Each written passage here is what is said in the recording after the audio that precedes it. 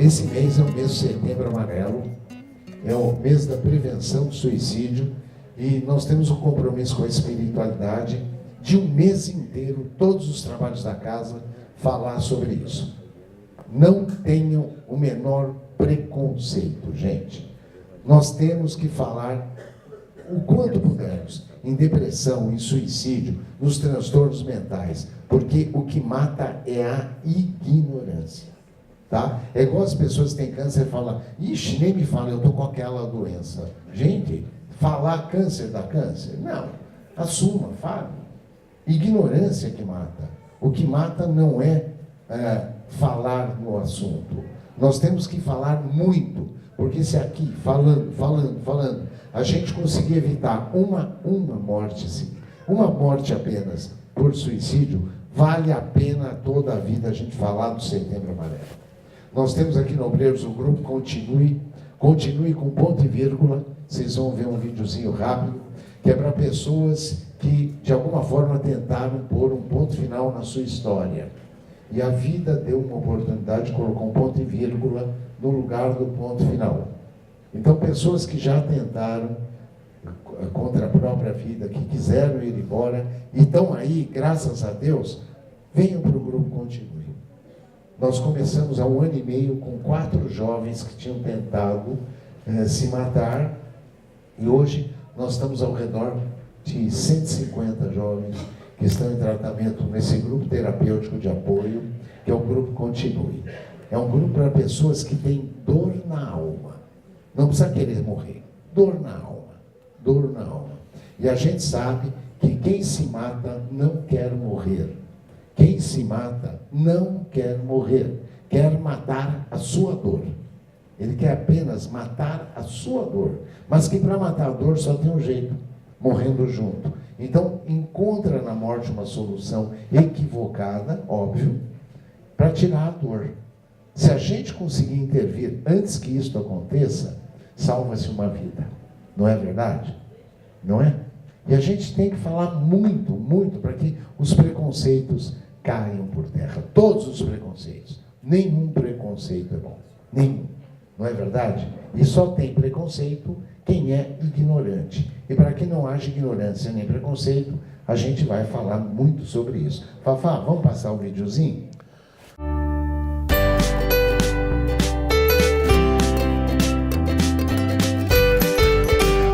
Olá pessoal, estamos no Setembro Amarelo, mês de prevenção ao suicídio. Você sabia que o que transforma o suicídio em tabu é justamente o preconceito e o estigma? Você sabia também que esse preconceito e estigma, eles são provocados pela falta de informação? Pois é, quem tem informação não tem preconceito. Esse é um dos livros da Associação Brasileira de Psiquiatria, que é distribuído gratuitamente nas redes públicas. Procure um livro desse, aqui tem informações sobre o suicídio, sobre a prevenção. Isso pode te ajudar a salvar uma vida.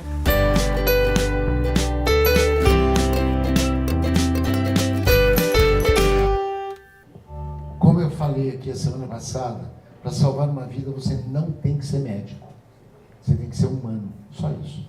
Todos nós podemos salvar vidas. Todos nós, seja pela doação de sangue, de plaquetas, seja conversando sobre um assunto tão delicado como um transtorno mental, de qualquer forma, nós podemos. Nós não somos co-criadores.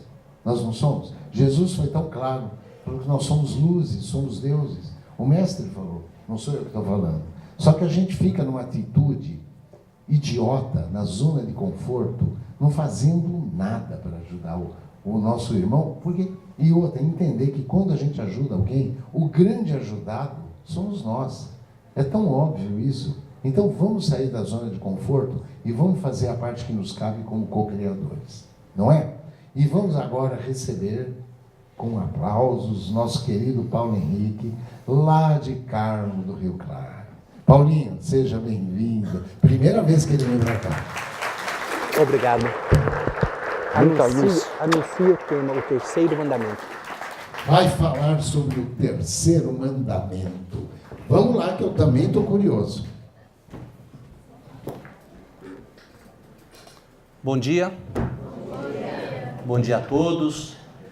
É uma alegria muito grande estar aqui. Realmente estou emocionado e comovido com tanta energia boa,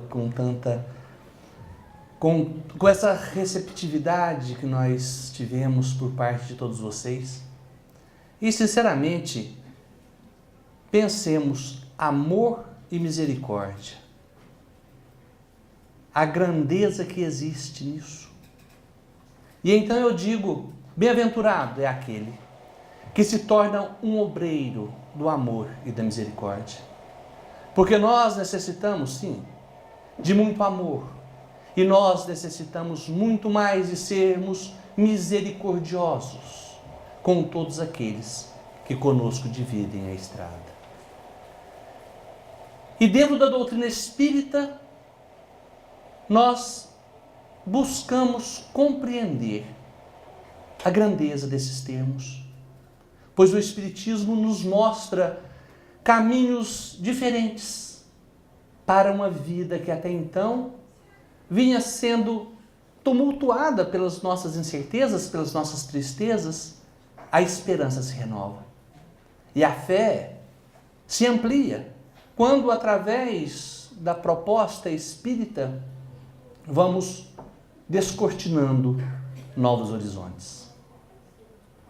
A doutrina espírita nos diz, o Espírito Verdade nos diz: espíritas, amai-vos, espíritas, instruí-vos.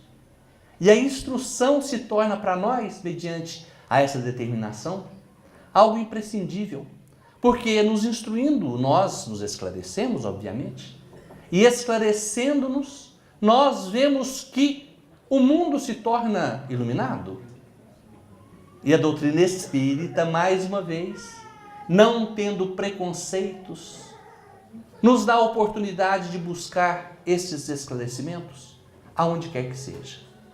Podemos aprender aonde tiver a fonte de ensinamento, porque o bom senso nos diz que devemos buscar a tudo, ler tudo e daquilo retirar a essência, o melhor, e colocar na vida nossa.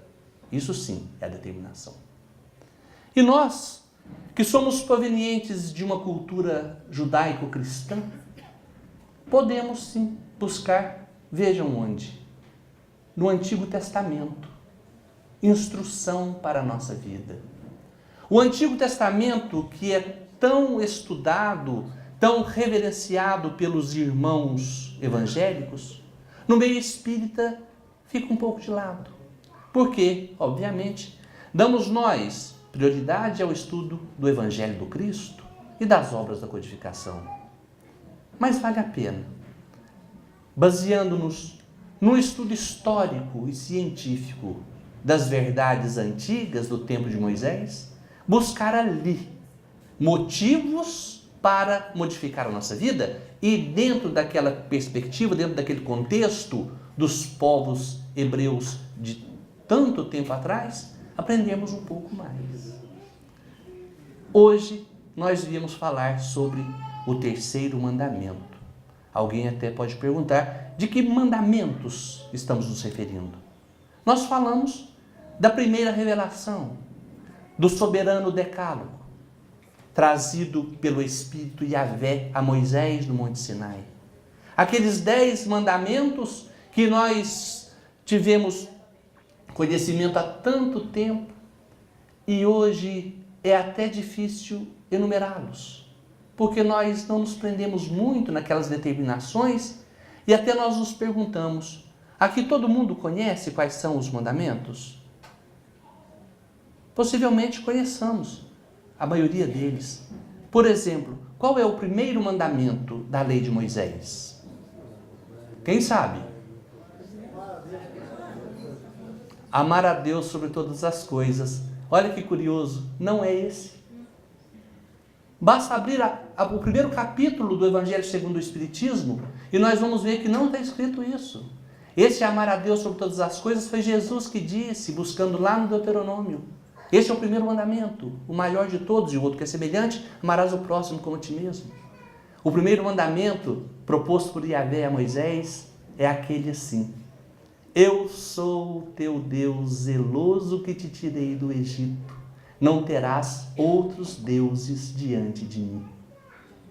É o primeiro ponto que a gente começa a questionar. Que coisa curiosa! Que coisa curiosa quando nós pensamos que a Bíblia é a palavra de Deus, porque nós vamos definindo coisas de acordo com o nosso entendimento.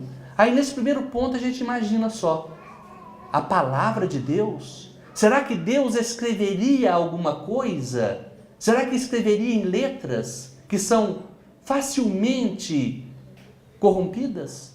O idioma, neste processo dinâmico de progresso, ele se modifica e as ideias também se transformam. Será que Deus escreveria? Nós pensamos, não. Porque, vejam vocês, o que foi escrito há 4.000 anos em hebraico, traduzido para o aramaico, depois traduzido para o grego, depois traduzido para o latim, depois para o francês, depois para o inglês, depois para o português. Nós temos no nosso idioma 22 traduções da Bíblia. Dentro desse contexto, nós podemos imaginar, meu Deus, alguma coisa foi modificada. Mas nem por isso nós vamos deixar de entender a importância desse livro, que é o mais publicado no mundo até os dias de hoje. Até os dias de hoje. E mais, quando Yahvé diz, eu sou o teu Deus zeloso, a gente pensa assim, fala que bom, o zelo, aquele cuidado, a gente pensa assim ser uma coisa importante. Mas quando eu, pela primeira vez, li esse mandamento em espanhol, e diz assim, eu sou tu Deus celoso, que te saquei del Egipto, eu me assombrei, porque o termo celoso em espanhol quer dizer ciumento.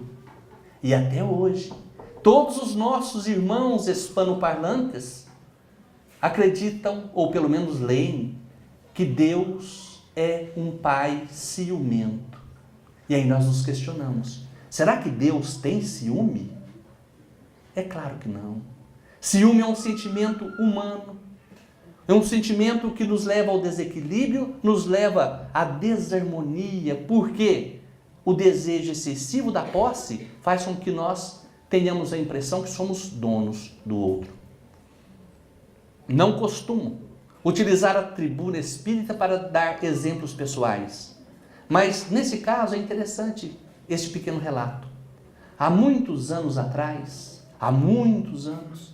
eu conheci uma mocinha, muito bonitinha, muito simpática, calada, e nós começamos a nos relacionar. E um dia ela me disse o seguinte, se algum dia eu sentir ciúme de você com razão, eu tenho que desfazer do nosso relacionamento, porque você não é digno da minha confiança. Mas se porventura eu sentir ciúme de você sem razão, por favor, larga de mim, porque eu sou louca. Foi nesse dia que eu pensei, eu tenho que me casar com ela. E eu me casei com ela. E durante esses 20 anos de casados, e mais 5 que nós nos relacionamos antes do casamento, ela nunca manifestou nenhum tipo de ciúme. Às vezes, as pessoas pensam, mas será que o outro não tendo ciúme, ele não gosta de mim? Claro que não. O ciúme é muito bonito na música, quando canta, o Daniel canta, um pouco de ciúme sempre tem, mas no final de um beijo já passou. Gente, isso é bonito na música. O ciúme vira uma tortura para aquele que sente e para aquele que é vítima da imposição do ciúme. Por isso, Deus não sente ciúme. Se a tradução chegou para a gente dessa maneira, eu não sei o motivo, e aqui nós não vamos discutir. Este é o primeiro mandamento. Mas o tema da palestra não é o primeiro, é o terceiro. Qual é o terceiro mandamento de Moisés? Gente, eu preciso de ajuda. Quem sabe? O terceiro mandamento?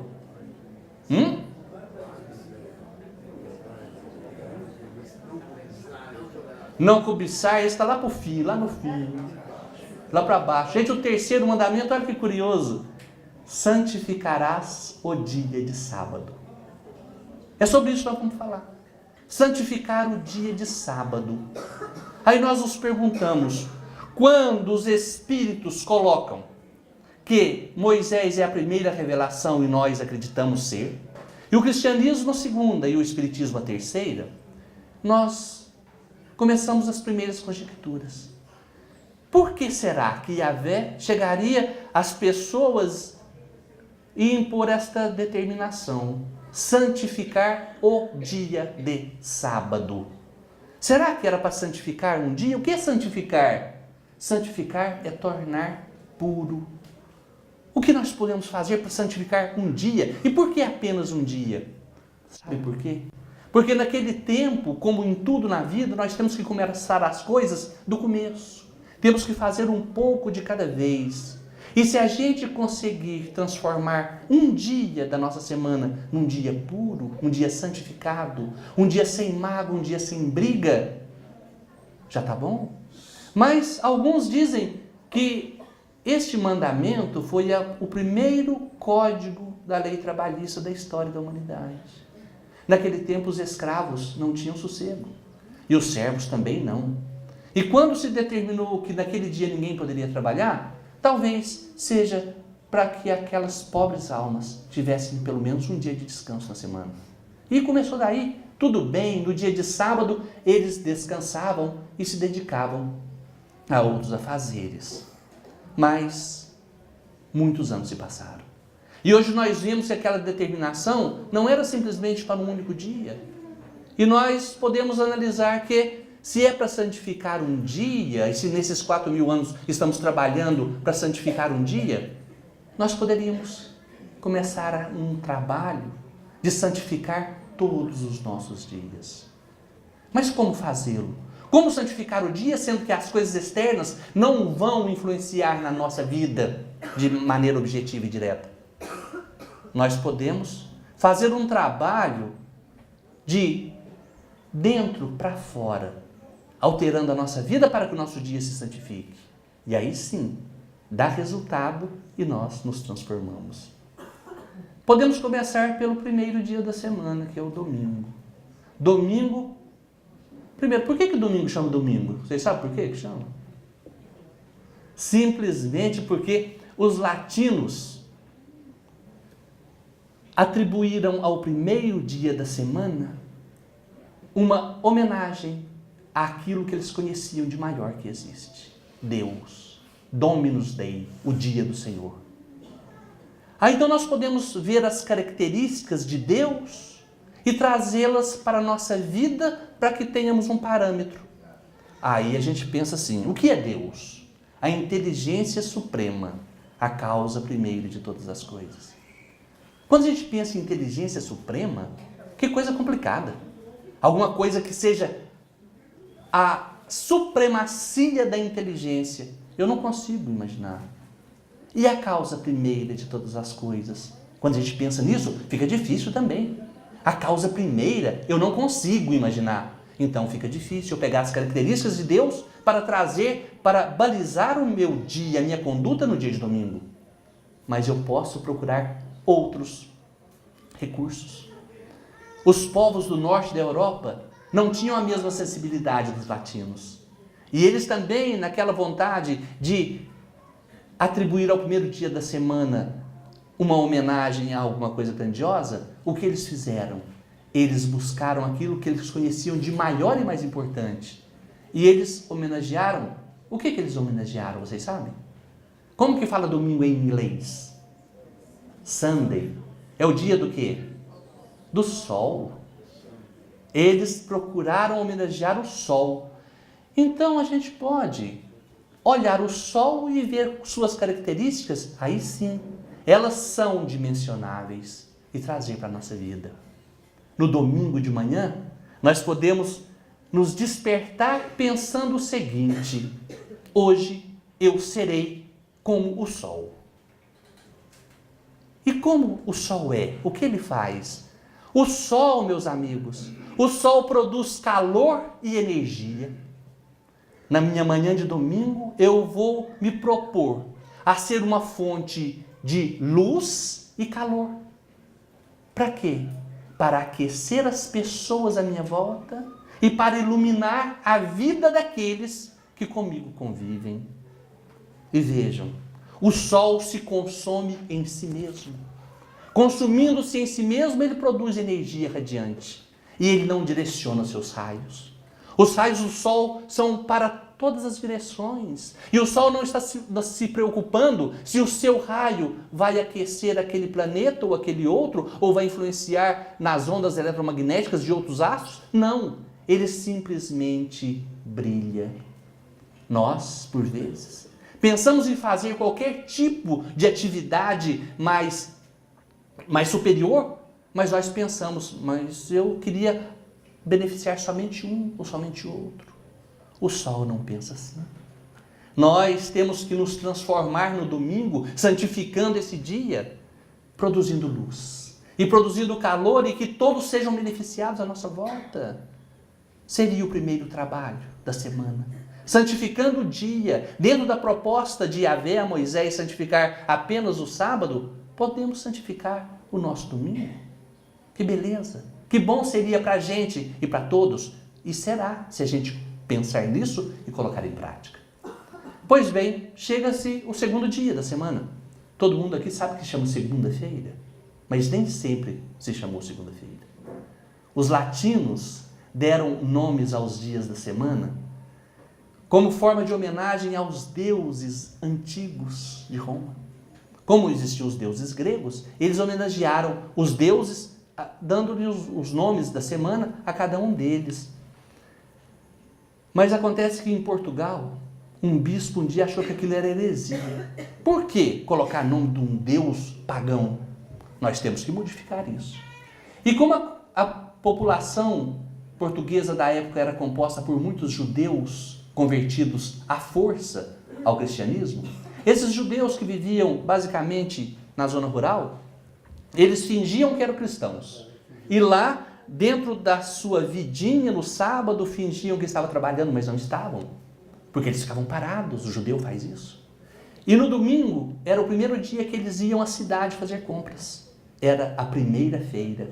A partir de então, o outro dia era a segunda-feira, a terceira, a quarta, a quinta-feira e a sexta-feira. Por isso que em português nós chamamos assim, de segunda a sexta-feira.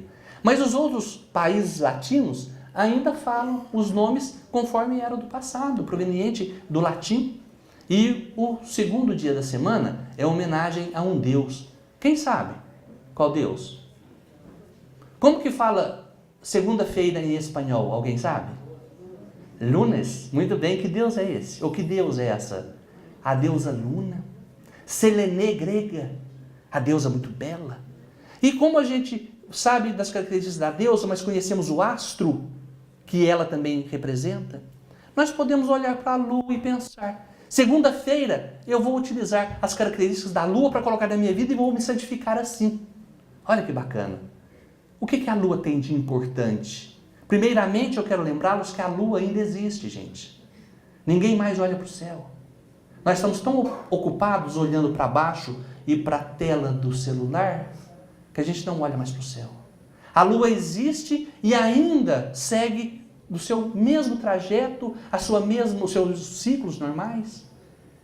E falando em ciclos, a primeira característica da lua são os ciclos. Ela se apresenta em fases. A lua se apresenta como lua nova, apenas um risco no céu. Dali uma semana, a lua aparece como lua crescente, está um pouco maior. Mais uns dias, a lua cheia surge muito bela. Mais uns dias, ela vai declinando, a sua luz vai diminuindo e ela se transforma em lua minguante. Mas depois, lua nova. E assim, gente, todos os meses vão alternando-se as fases. O que quer dizer isso? A lua é a lua, mas nós também vivemos em fases. Olha que beleza. Ontem, se você fechar o olho e lembrar, você era um menino, uma menina. A sua casa, com o pai e a mãe muito jovens trabalhando. Os irmãos, os primos. Aquela alegria, a gente criança esperando entrar na escola. Se você fecha os olhos e abre novamente, você se vê já meio adolescente. Está crescendo cheio de ilusões, cheio de esperanças naquela expectativa. as primeiras desilusões, as primeiras frustrações. De repente você abre os olhos novamente e recorda daquele instante em que você se tornou adulto, biologicamente dizendo, no seu pleno vigor físico. Casado, agora você era o dono da casa, com a sua esposa ou seu marido, e então vivendo intensamente naquela luta do dia a dia para conseguir coisas, para criar as crianças, e vai, de repente, sem que se esperasse, nós entramos na fase minguante. E a lua minguante, a cada dia minguando mais. E eu penso, meu Deus, se não fosse a esperança que a doutrina espírita nos dá, o que seria de mim? Quantos dias mais eu tenho? O que mais me resta? Eu já não tenho mais a força da juventude, eu já não tenho mais o gosto pelas coisas que eu tinha. Aquele sorriso tão franco, aquelas esperanças tão coloridas. O que resta, o que me falta?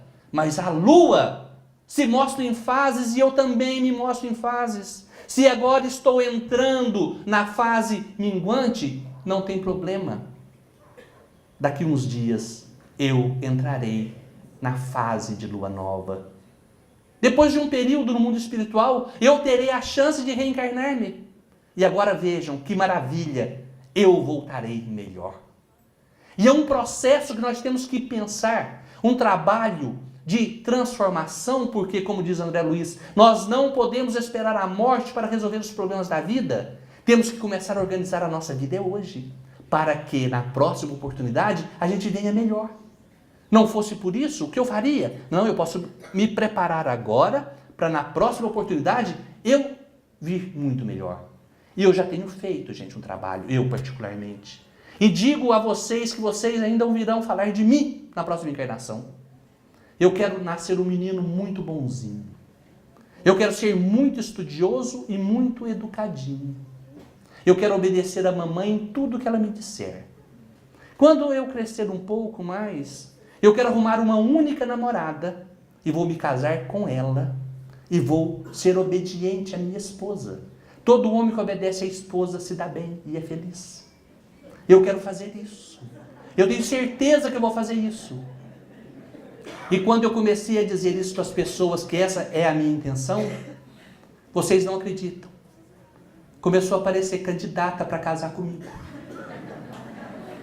A fila já está no número 786.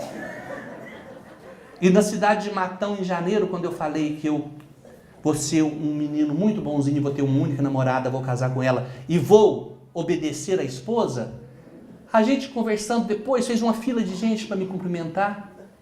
Uma moça muito sorridente chegou e disse, olha, eu estou na fila. Eu falei, que bom, minha querida, fica na fila. Mas para minha surpresa, o marido dela atrás disse, eu também. Eu também quero vir mulher só para casar com você. Eu falei, que bom, meu querido, entra na fila, todo mundo tem direito. Olha que beleza. A lua então nos dá esta certeza. Nós nos manifestamos em fases e as nossas fases serão sempre melhores. Então aquele que está entrando na fase da lua minguante, não se desespere. É tão elegante uma pessoa que vai envelhecendo com responsabilidade. E é tão bonito alguém que traz no rosto as marcas da experiência, os cabelos grisalhos de uma vida plenamente vivida. E aí eu digo, principalmente aos homens, senhores homens, sejam elegantes com todos, mas, por favor, não fiquem fazendo graça para as mocinhas novas. É muito ridículo o velho regateiro. Converse com as meninas, mas não fica tentando ser galante, aquele galanteio com cunho sexual, porque fica ruim, fica feio, sabe? Seja gentil, espere na próxima oportunidade, e você vem novinho, aí você chega e se imponha mesmo como um galo, bem bonito. Agora não, vamos com jeito, com respeito. As mulheres gostam tanto de homens educados, corteses e gentis. Podemos fazer isso. E sabe o que mais acontece? Quando a gente não faz graça para a mocinha, a esposa fica tão feliz com a gente. Porque a esposa, gente, que velho sem graça é esse com essas meninas? A gente sempre escuta isso, né? Por que será? Então, é um trabalho a ser feito também na nossa vida. com relação a essas fases. Respeitar cada fase que estamos. Respeitar e viver intensamente, com toda alegria e esperança. A lua também, gente, ela tem outra característica maravilhosa. Ela ilumina a noite. E quantas pessoas à nossa volta estão vivendo em noites de profunda escuridão? Eu digo a vocês, são muitas as pessoas vivendo perdidas, tristes. E você pode chegar e iluminar aquela noite. Aí você me diz, mas eu não tenho luz nem para mim. E eu respondo, a lua também não. Ela reflete a luz do sol. Nós podemos refletir a luz de Deus. E como que a gente reflete a luz de Deus? Faça uma prece. Num instante, feche os olhos. Eleve o seu pensamento e a luz de Deus irá refletir em você. E o outro se sentirá melhor, independente do problema que ele tenha. Você chega e apenas se apresenta. Apenas esteja por ali, numa vibração mais elevada, sem reclamar das coisas, sem reclamar do mundo, sem reclamar da carestia, do preço da gasolina, do político, do calor, nada. Fica ali, gentilmente convivendo, iluminando a noite do desesperado. Faça isso. Se você fizer, a sua segunda-feira vai ser diferente e você também estará indo além da determinação de Yahvé.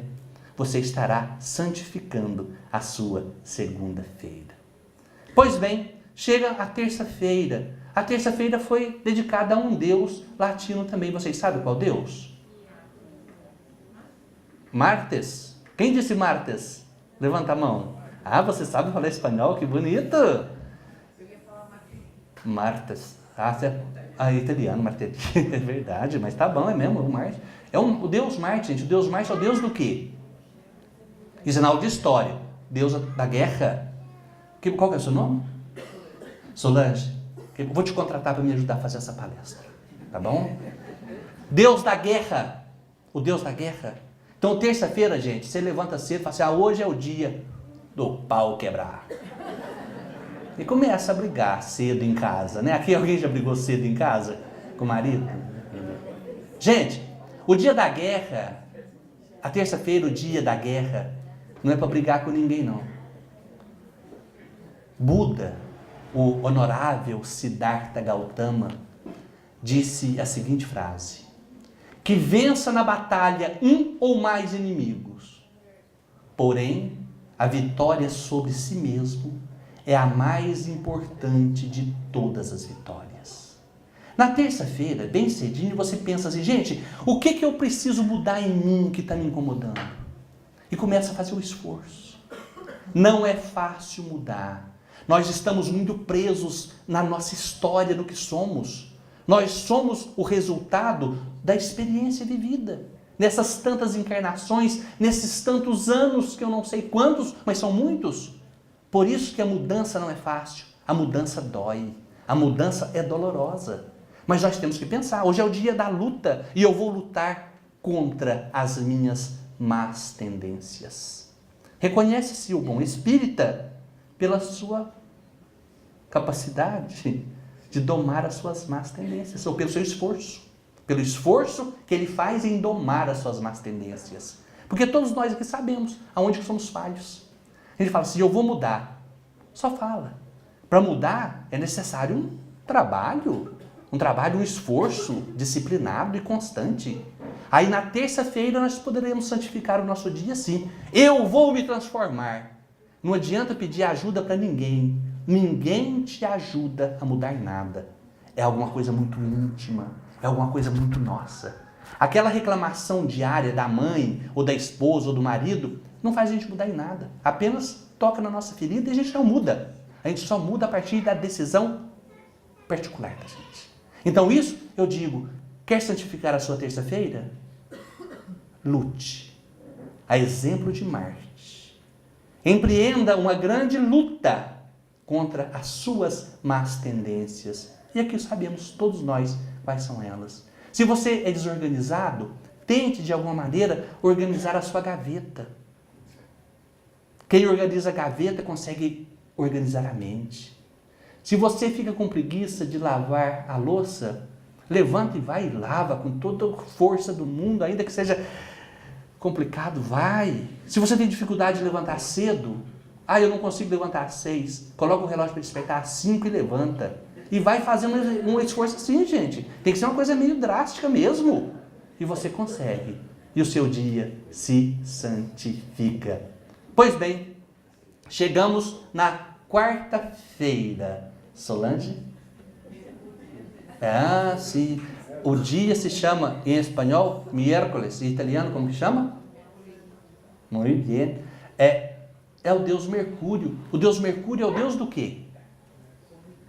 O deus da comunicação, o deus do comércio.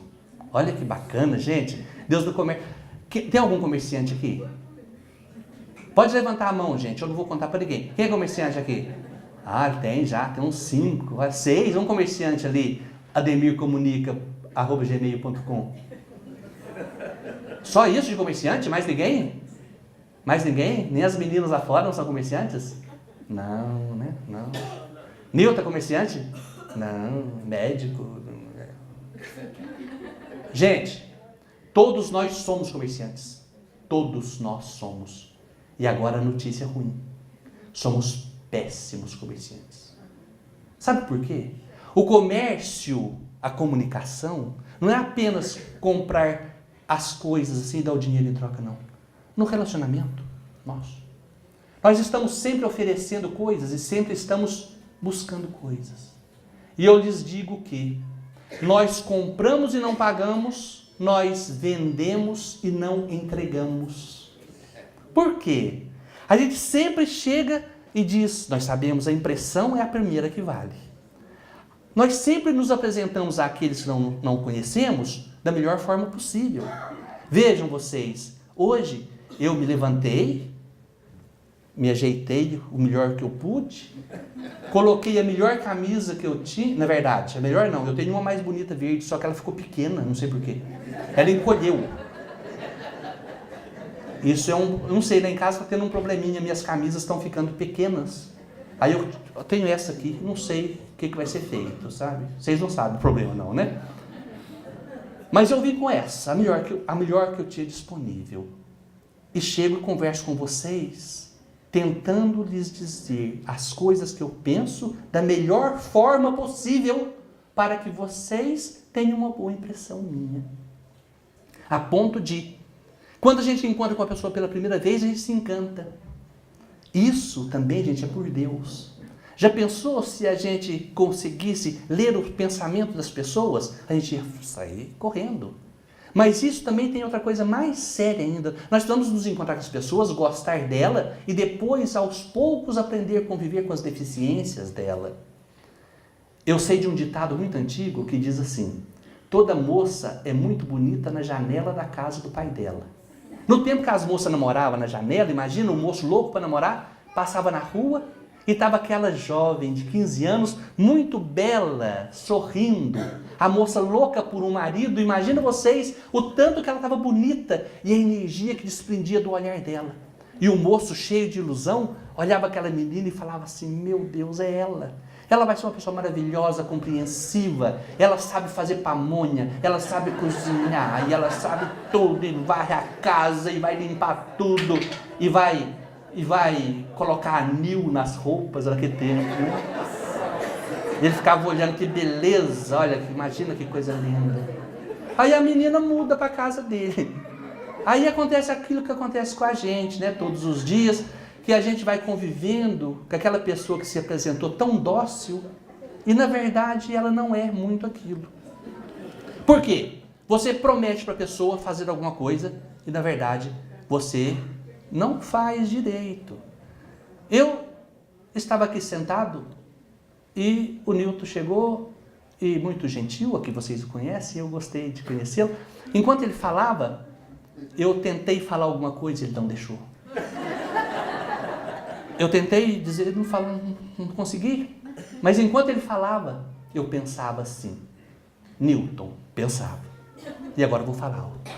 Eu, Paulo Henrique Bueno, prometo-lhe ser fiel. Na alegria, na tristeza, na saúde, na doença, amando-te e respeitando-te por todos os dias da minha vida. De verdade eu pensava isso. Vocês já ouviram essa frase em algum lugar? Essas frases. No casamento, né? A pessoa lá sorrindo, buscando o melhor ângulo para a fotografia e falando da boca para fora. Ele não sabe, ela não sabe a importância desta promessa. É uma promessa, gente, que vai muito além de uma proposta matrimonial. Isto é uma proposta de vida num relacionamento que se fundamenta em bases sólidas. Se eu pensei isso a respeito dele, pensei também a respeito do casal que são os meus anfitriões. Pensei a mesma coisa. E penso, faço esse esforço, luto contra as minhas más tendências, prometendo, ainda que em silêncio, ser fiel. Na alegria e na tristeza, na saúde e na doença, amando e, sobretudo, respeitando o outro. Respeitando durante a minha vida e para sempre. Só que nós não respeitamos. E nós não, eu digo, na situação em que nos encontramos, a maioria das pessoas tem apenas 2 tipos de forma de tratamento em relação ao outro. Ou ele está bajulando quando ele está interessado, ou ele está desprezando quando ele não tem interesse. Não dá valor. Ele está bajulando ali, aquela coisa e tal. Aí não tem interesse, ele simplesmente nem olha. Não preciso dele para nada. Gente, nós vivemos da energia do relacionamento.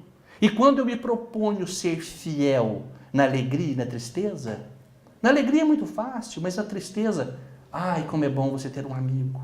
Alguém que você pode contar. Aí eu pergunto aqui, ninguém responda, por favor, apenas pense. Nós somos amigos verdadeiros de alguém? Não responda.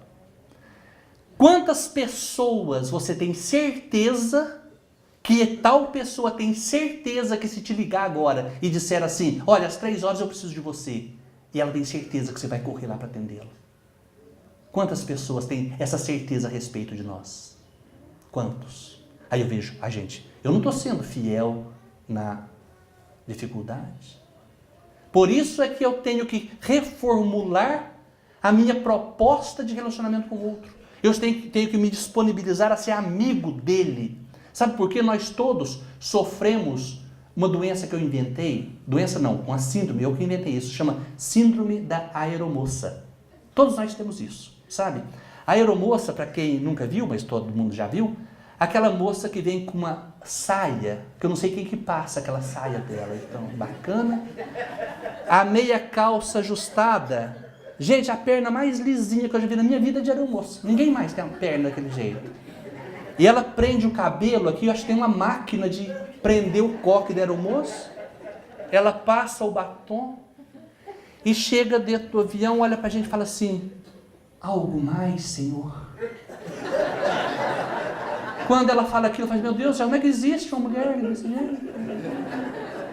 Mas depois eu fui saber. A aeromoça encontra uma única vez com o seu cliente. Todas as viagens são clientes novos. E ela vem com a sua bela aparência, ela mostra o que de melhor ela tem. Ela fala, algo mais, Senhor? Qual esposa que falou isso pro marido, gente? Experimenta hoje, chega em casa, quando seu marido pedir alguma coisa, você leva correndo, sorri para ele e fala assim, algo mais, Senhor? E fala, gente, ela enlouqueceu. Ela tá louca?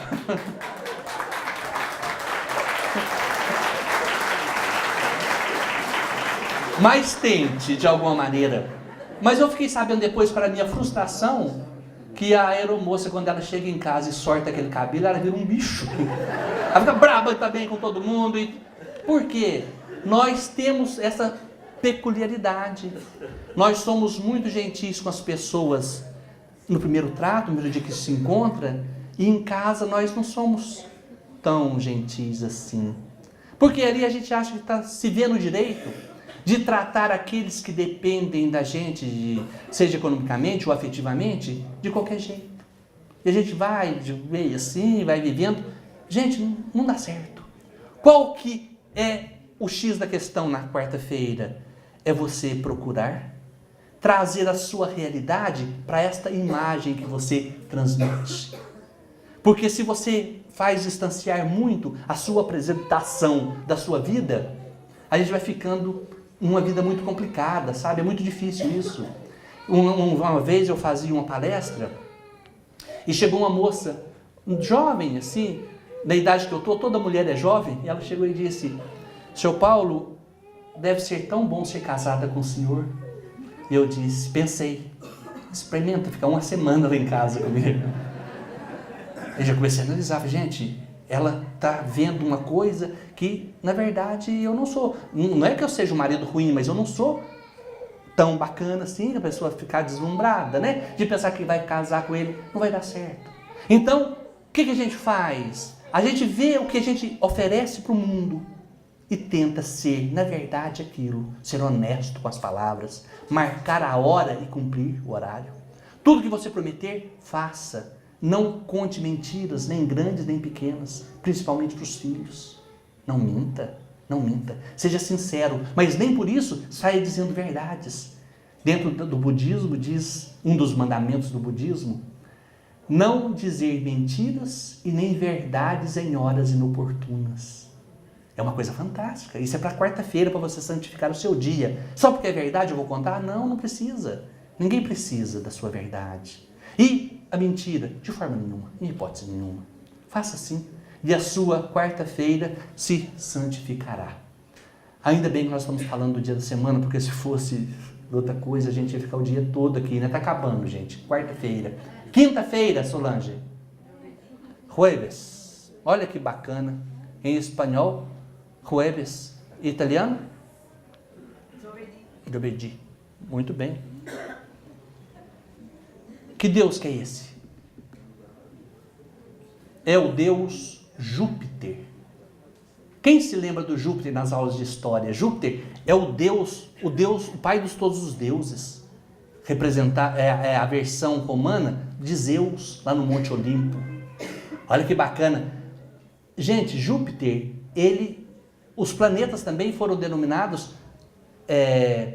fazendo referência a esses deuses romanos. E Júpiter, ele é o maior dos planetas do sistema solar, e ele tem 4 planetas dele até o Sol e mais 4 depois, completando a série de 9 planetas. Ele é muito grande, e por estar no centro, qual que é a característica principal dele? Ele é um ponto de equilíbrio. Olha que bacana, equilíbrio. Alguém já pensou nessa palavra, equilíbrio? O que realmente representa na nossa vida? O equilíbrio. Gente, essa palavra deveria ser escrita em cartazes e colocadas nos pontos visíveis da nossa vida para a gente lembrar. Equilíbrio. O que é o equilíbrio? Fugir dos extremos. Fugir dos extremos. Andar no caminho do meio. A gente sempre fala em equilíbrio na questão alimentar. A gente se desequilibra na questão alimentar. Por quê? Isso é uma coisa muito simples. O bebezinho, a criança pequena, quando ela tem uma dor, quando ela se machuca, aperta o dedinho, por exemplo, a primeira coisa que ela quer é mamar. Porque ela acredita que, alimentando-se, a dor vai passar. Quando nós estamos mais crescidinhos, a gente tem pequenas dores ou grandes dores, o que a gente quer fazer depressa? Comer alguma coisa. Aí você está triste, você vai lá e come umas bolachas com um copo de leite. Aí você vai lá, sobe na balança, a balança vai ser zoom. Aí você fica triste, vai lá e come outra coisa para besteira. E depois vai procurar uma receita para emagrecer. Aí você quer emagrecer. Hoje a televisão está fazendo isso. A televisão não, os meios de comunicação em geral fica dando receita de coisa gostosa e depois meios de você emagrecer.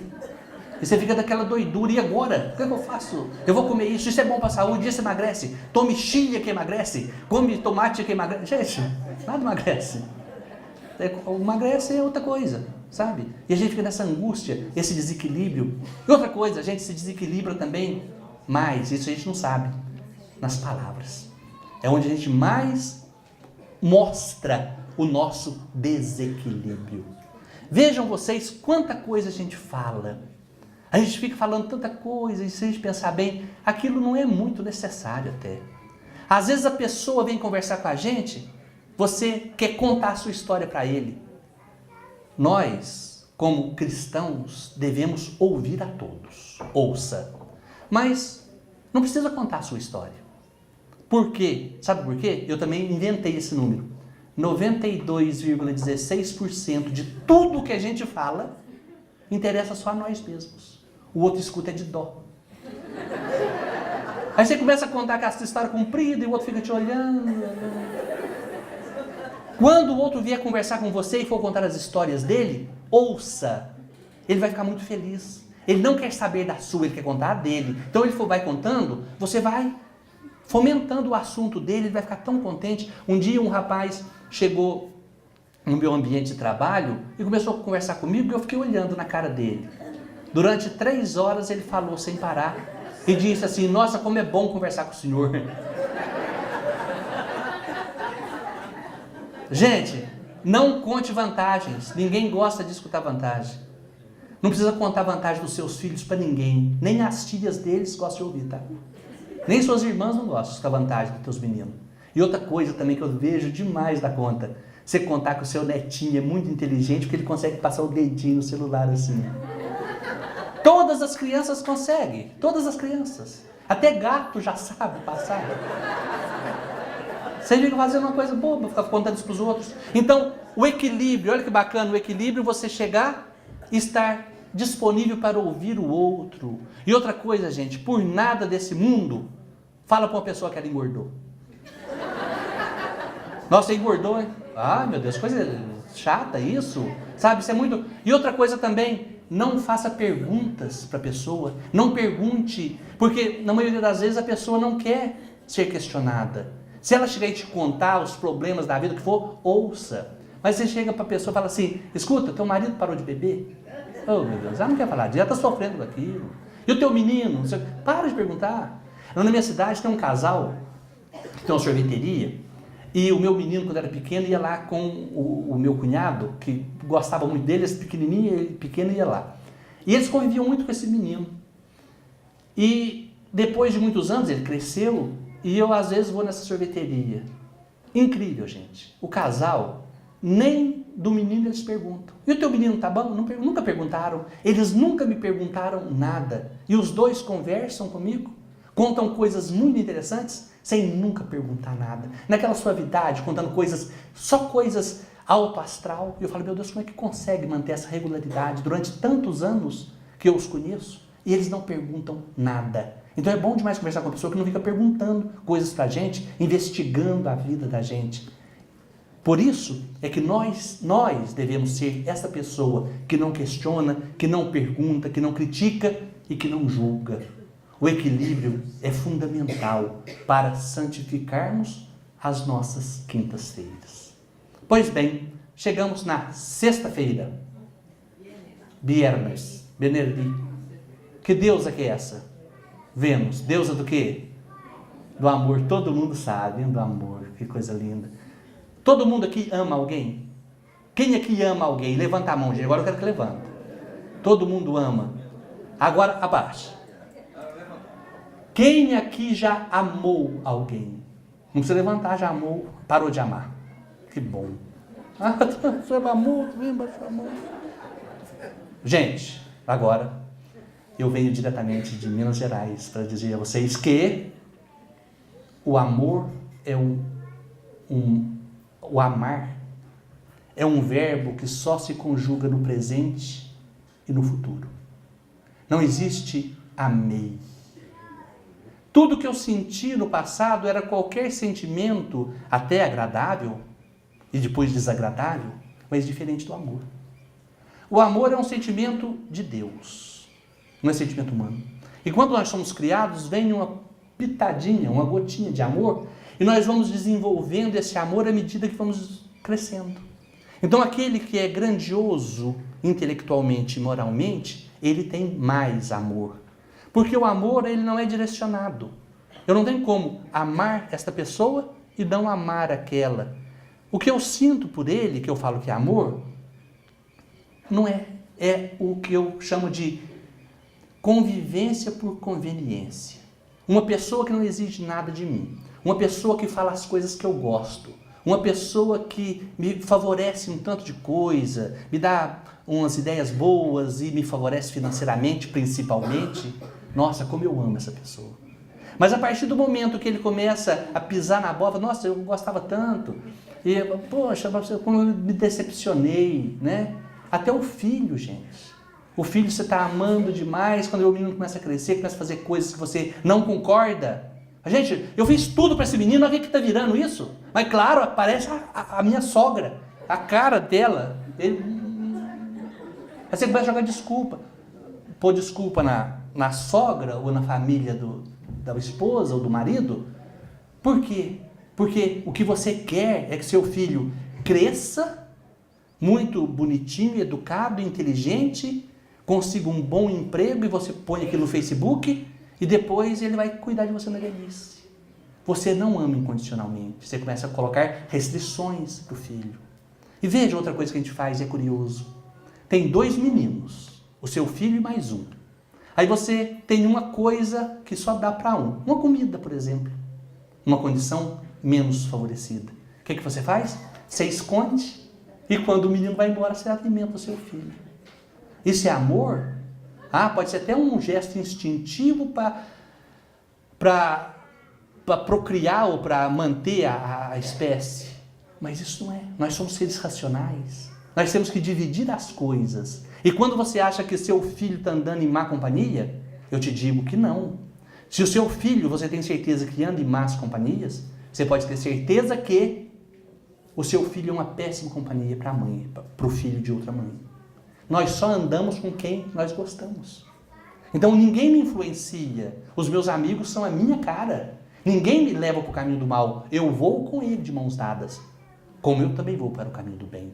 Então o amor é uma coisa tão sublime e diferente daquilo que a gente chama de paixão, de atração sexual. Um dia um rapaz me falou uma coisa que eu achei muito engraçada. Isso acontece muito mais com as mulheres. Que quando lembra de um ex-namorado, é a mesma coisa de olhar uma foto antiga com a roupa fora de moda. Ela fala assim, gente, como que eu tive coragem de usar isso? E acontece muitas vezes, você fala, gente, como que eu tive coragem? E no outro tempo, né, você passou uma vida, você já está mais experiente, você começa a viver de maneira diferente, começa a compreender mais, e vai vendo que o relacionamento, você consegue gostar de mais pessoas. E quando você direciona apenas para um, normalmente aquilo fica meio capenga e você não consegue manter aquele sentimento por muito tempo. Mas sobre amor, qual que é o nosso exemplo de amor, gente? Jesus. Jesus morreu por nós? Quem acha que Jesus morreu por nós? Ninguém acha? Morreu ou não morreu? Morreu por nós.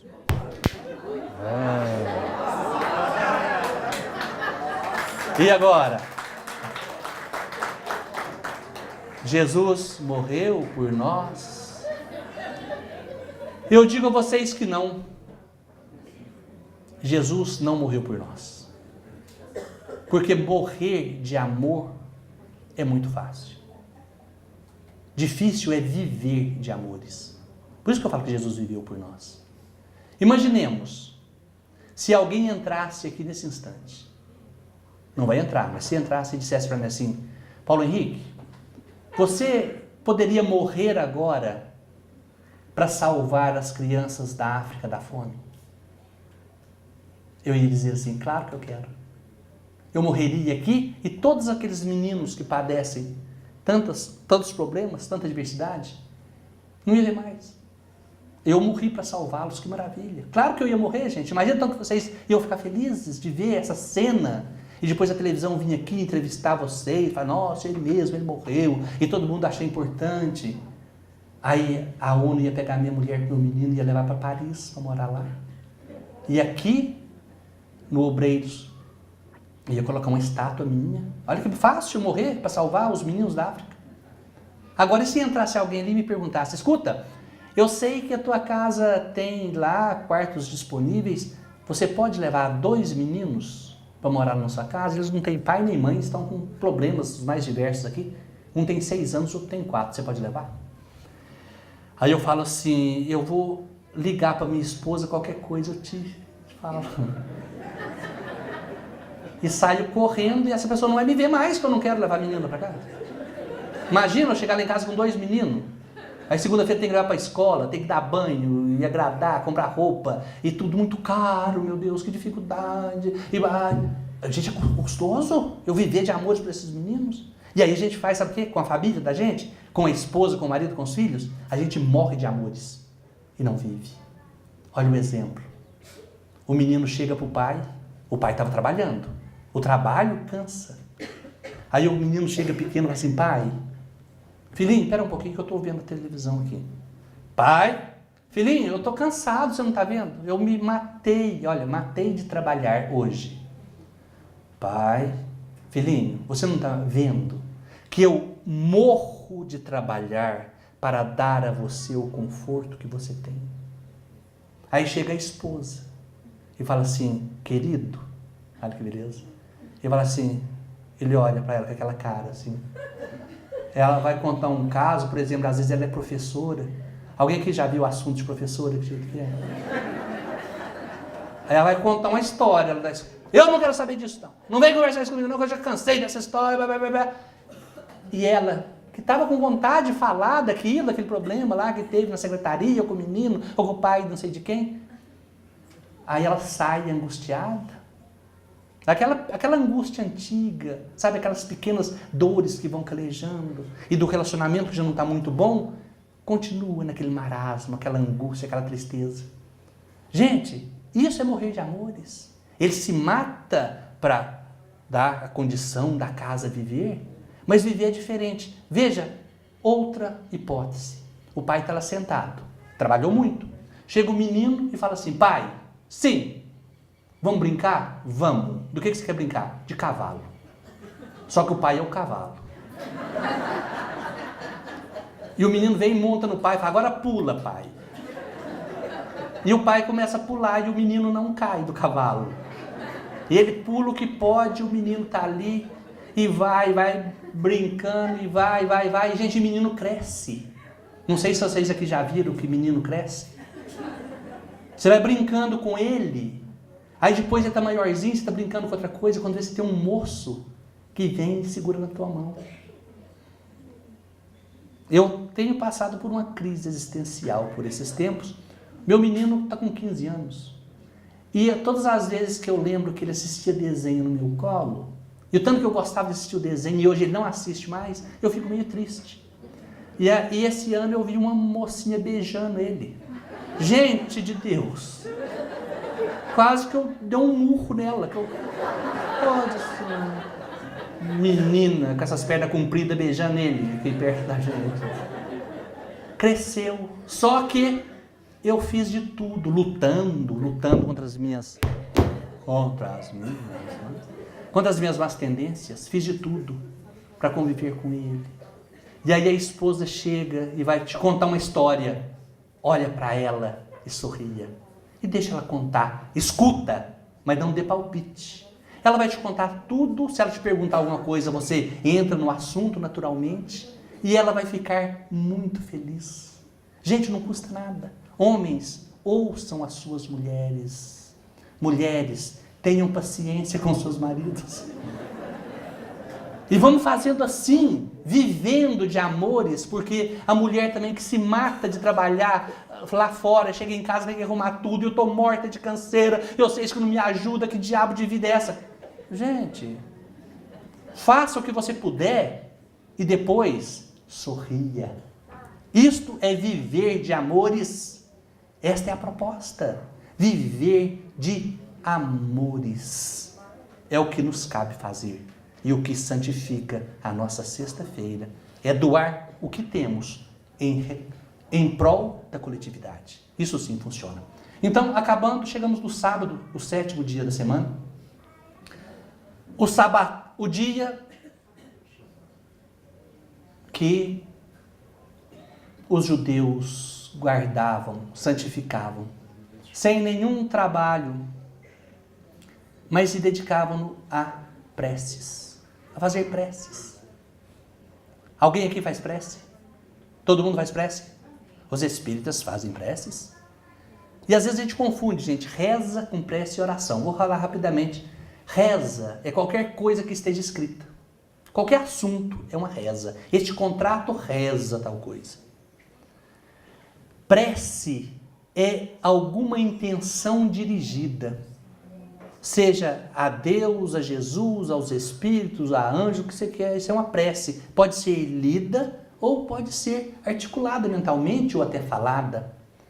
Oração, ainda que etimologicamente dizemos que orar vem de boca, oração não é alguma coisa que se faz. Oração é uma condição de, um estado de oração. Estar em oração é estar com a alma, com os sentimentos elevados. Jesus vivia e vive em oração, 24 horas em oração. E nós, sabe quanto tempo que a gente consegue ficar em oração? 2 segundos. Não consegue mais. Quando você vai iniciar uma prece com todo fervor, no instantinho seu pensamento muda. E a gente vai pensando outras coisas, faz aquele esforço, não, eu tenho que retomar aqui a prece, vai. O pensamento está vacilando. Então, quando a gente faz preces, a gente tem que também fazer esse exercício para tentar manter-se focado no objetivo. Por quê? Sabendo o que nós estamos fazendo, a gente consegue melhores resultados. E também nós sabemos que existem 3 tipos de preces, não é verdade? Prece de louvar, prece de agradecer e prece de pedir. Louvar, gente, para louvar você não precisa falar nada. Quando você olha a tonalidade verde das árvores, cada folha de um tom, cada espécie apresentando um verde diferente, quando você consegue ver esta sutileza nas plantas, isto é uma prece de louvor. Quando você chega numa casa espírita, quando você chega num lugar como esse que nos recebe com tanta gentileza, e você vê tanta coisa bacana e gosta daquilo, não precisa nem falar nada. O teu sentimento é uma prece de louvor. E tem a prece de agradecimento. Agradecer. Agradecer é algo muito maravilhoso, porque aquele que desenvolve o sentimento da gratidão, muito mais recebe. Porque você reconhecendo que você está ganhando coisas do universo, ganhando de Deus, você abre o seu coração para receber muito mais. Aí então amplia o nosso entendimento, amplia a nossa fé, amplia a nossa esperança. Agradecer é um ato maravilhoso e sublime. Devemos agradecer sempre por tudo que temos, pelas experiências difíceis. Às vezes a gente diz assim, há males que vêm para bem. Eu digo, claro que não, não há males que vêm para bem.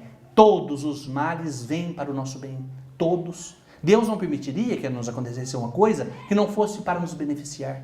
Os males que nos acontecem é apenas para nos burilar, para nos dar outras experiências, e a gente, de maneira resignada, tem que enfrentá-lo. E viver esses males todos de cabeça erguida, sem reclamar. Fica mais fácil assim.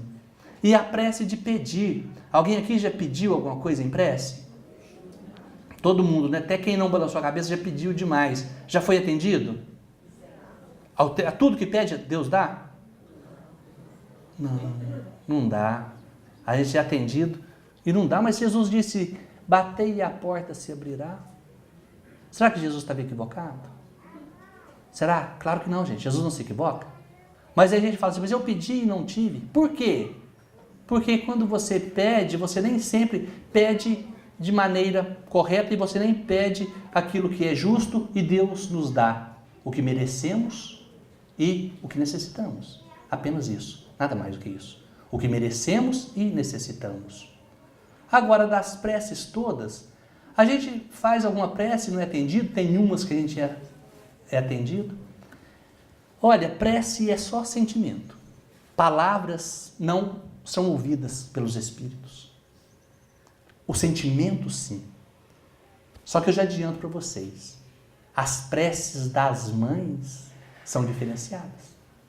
Diz Chico Xavier que a prece de uma mãe arromba as portas do céu. E eu, quando li esta frase, eu fiquei chorando uns 15 minutos.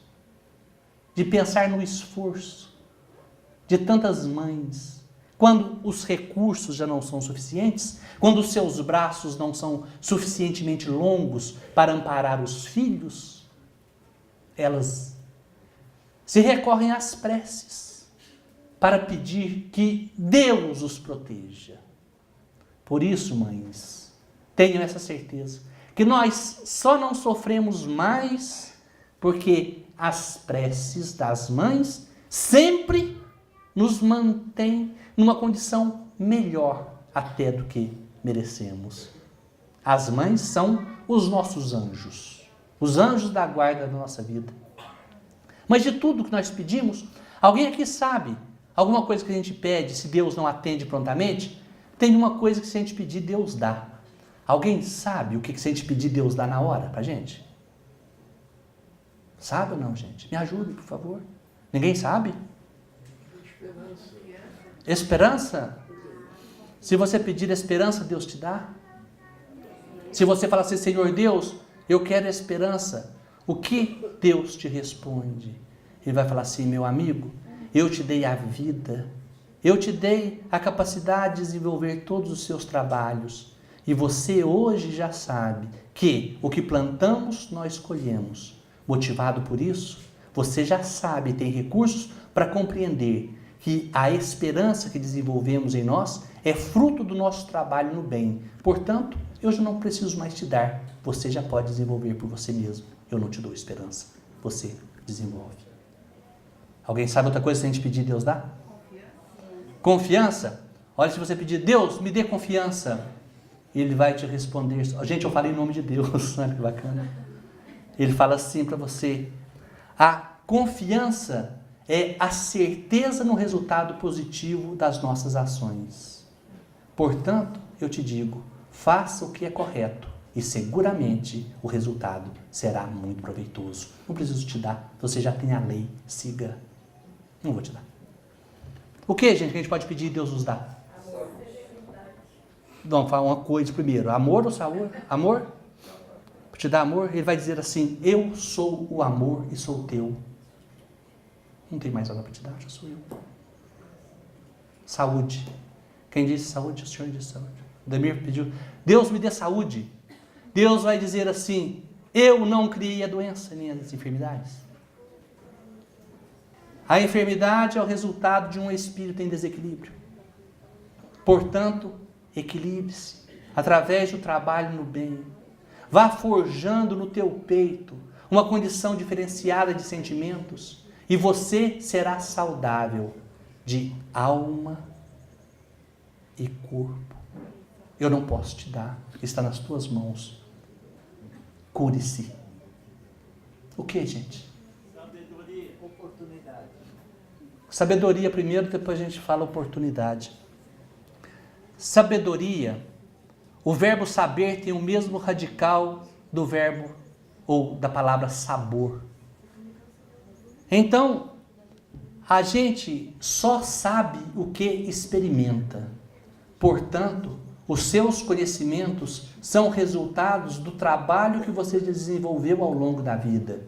Quer ter mais sabedoria? Trabalhe mais e você atingirá o seu objetivo.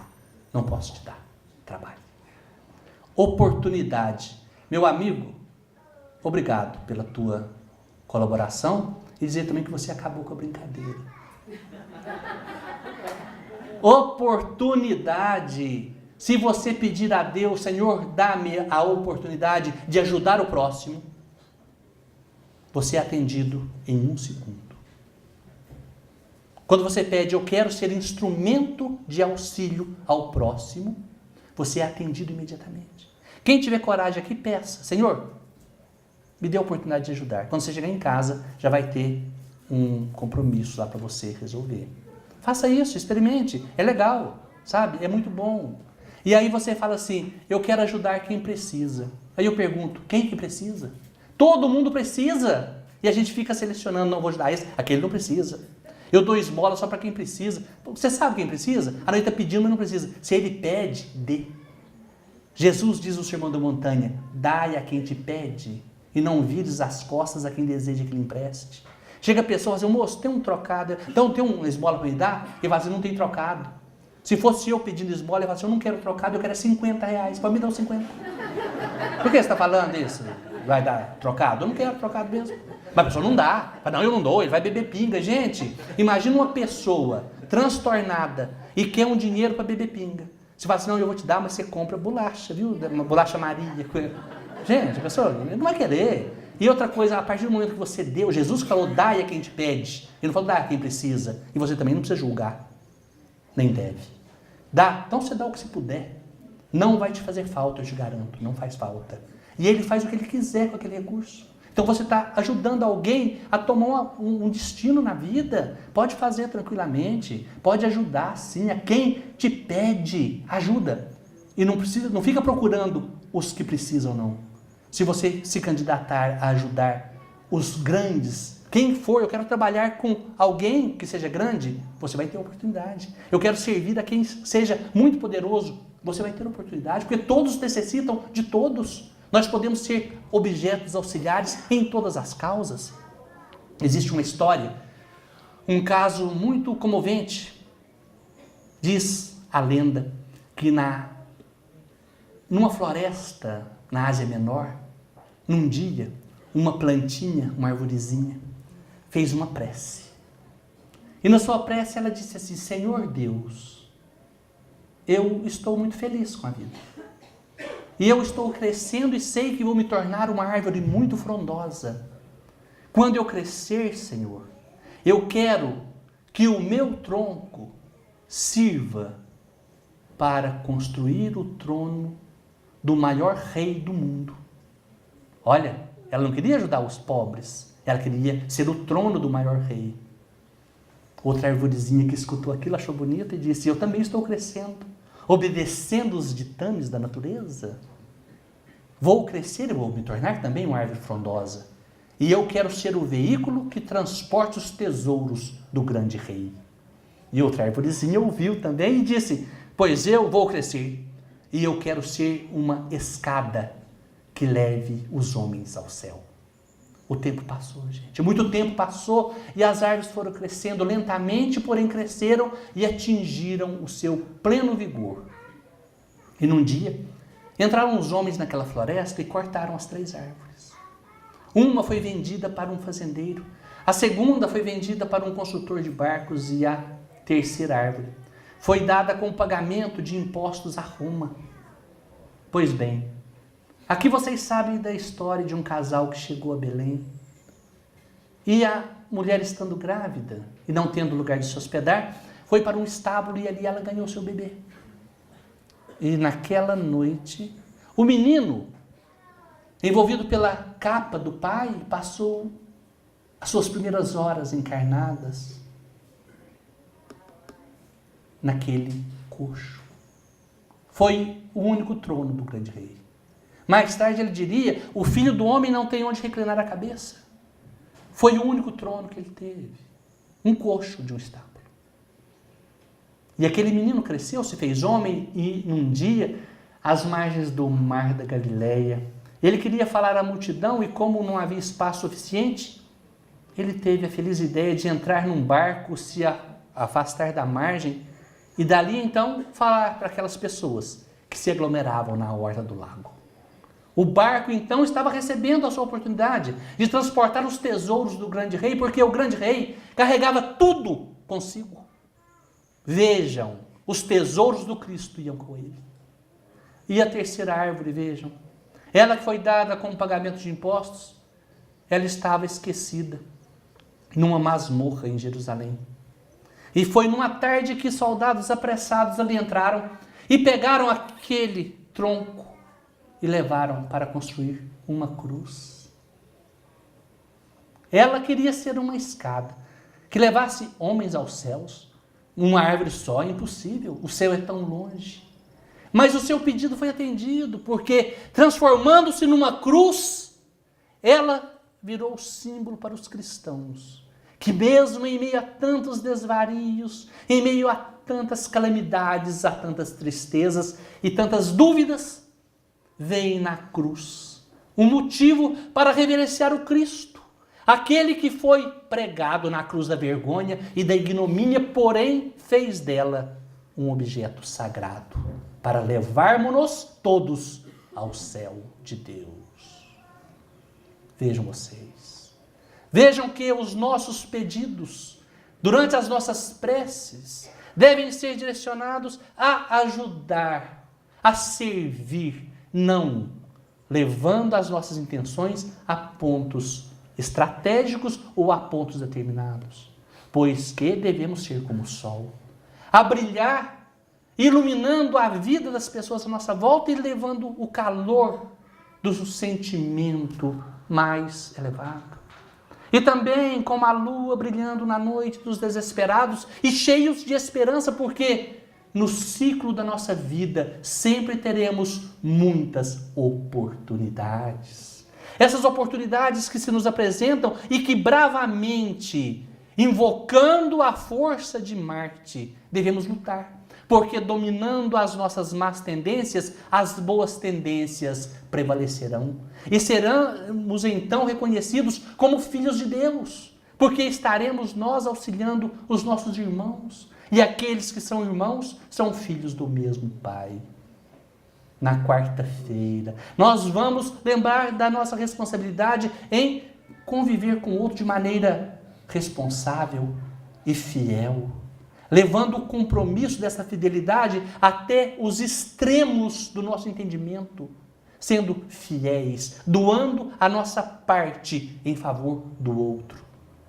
O equilíbrio no nosso relacionamento também, nas nossas palavras, na nossa ação, vai fazer com que a nossa vida tenha um caminho melhor. E nós não sofreremos tanto. Nós não padeceremos das dores que são normais, porém, já conscientes, elas não se transformarão em sofrimento. E o amor, então, irá brotar de maneira real. Aquele amor que a gente entendia ser uma paixão, ou pelo menos pensava que a paixão era o amor, ele vai começar a crescer. E crescendo florescerá. Florescendo frutificará. E desses frutos nós alimentaremos muitas pessoas. Nós alimentaremos muito com esse amor que é resultado de uma ação raciocinada e projetada no bem.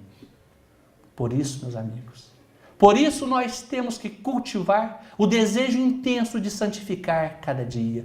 E que esse nosso dia de sábado seja santificado. Que nós nos santifiquemos. E agradecidos a Deus e louvando a sua grande obra, vamos elevar o nosso pensamento ao Pai. Em reconhecimento a tudo que temos, a tudo que somos. Agradecendo pela nossa família, pela nossa noite, pelo nosso dia. Agradecendo por esta vida tão bela, que nos proporciona tantas oportunidades de conhecer tantas coisas tão bonitas. Senhor, eu te agradeço. Eu te agradeço e te peço que eu me transforme num instrumento da tua paz, podendo levar a todos aqueles que compartilham comigo a longa estrada da existência, a luz do teu amor, refletida num coração que busca o amor para ser um pouco mais feliz. Obrigado, senhores. Que Deus os abençoe.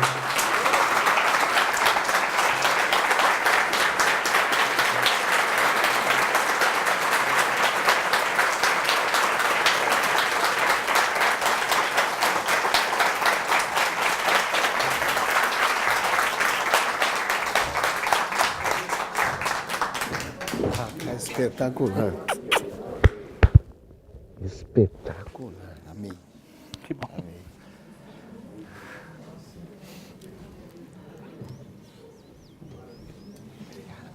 E aí, que maravilha, hein? Espetacular, né? Mineiro é mineiro. Eu vi. Mineiro é mineiro. Essa casa devia estar em Minas, viu? É verdade, a gente só recebe mineiro bom aqui, né?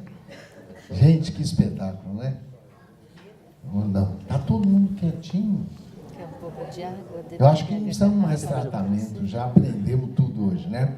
Agora só um pãozinho de queijo para rebater, pronto, né? Isso é bom. Eu prefiro um abraço. Um abraço. Não quer nem pão de queijo, quer um abraço. Eu gosto tá? de abraço. Eu gosto de abraço. Vamos trabalhar, gente? Obrigado, Paulinho. A casa é tua. O ano que vem nós vamos marcar umas 20 palestras dele aqui, tá bom? Pode marcar que eu Tá venho. bom, né, Ademir?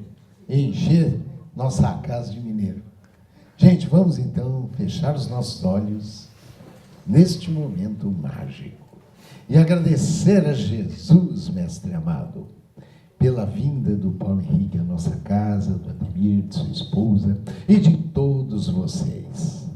E dessa forma, vamos agradecer ao nosso querido Moisés, Moisés da Torá, das tábuas sagradas da lei dos 10 mandamentos.